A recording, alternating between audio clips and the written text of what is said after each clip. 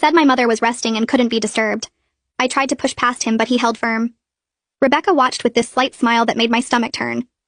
She wasn't sick. She wasn't dying. She was enjoying this. Howard closed the door in my face while Rebecca's smile got wider. I stood on the porch for 10 minutes hoping my mother would come out. She never did. Diane and I met with Abigail again at her office to discuss legal options. We brought everything we'd gathered over the past 2 weeks. The hospital records, the inconsistent illness stories, Tom's reports about my mother's behavior, the documentation from Mia. Abigail reviewed it all carefully before explaining what we could do. She said we needed more evidence before taking action. Right now we had enough to raise questions, but not enough to prove undue influence in court.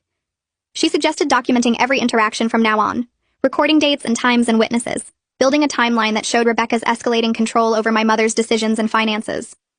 Abigail said cases like this required patience because we needed to prove a pattern of manipulation, not just isolated incidents. She warned us that confronting my mother directly right now would probably backfire because Rebecca had her too convinced. Dylan called that evening with news about Phyllis Hamilton. She was one of Rebecca's former co-workers from 5 years ago at an insurance company downtown. Dylan had tracked her down through employment records and she agreed to meet with us. Phyllis said she'd bring her daughter Danielle, who went to high school with Rebecca, and had stories we needed to hear. We arranged to meet them the next day at a coffee shop near Diane's house.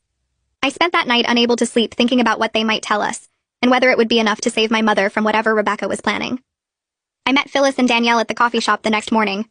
Phyllis was in her 50s with tired eyes that looked like they'd seen too much workplace drama. Danielle sat next to her mother holding a folder stuffed with papers. We ordered drinks and found a quiet corner booth away from other customers. Phyllis pulled out her phone and showed me photos of Rebecca from 5 years ago at their insurance company. She looked younger, but her smile was the same one I'd seen at my mother's house.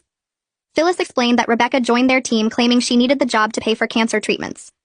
Everyone felt sorry for her and pitched in money whenever she mentioned medical bills. The company even organized fundraisers and bake sales to help cover her expenses. Over 6 months, Rebecca collected more than $15,000 from coworkers who believed they were saving her life.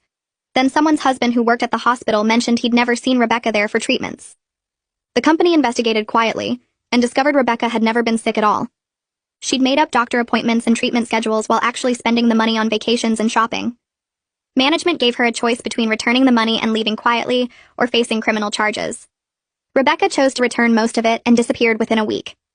Phyllis said she'd felt stupid for believing the lies, but Rebecca had been so convincing with her stories about pain and fear and gratitude. Danielle opened her folder and spread out printed screenshots from old social media accounts.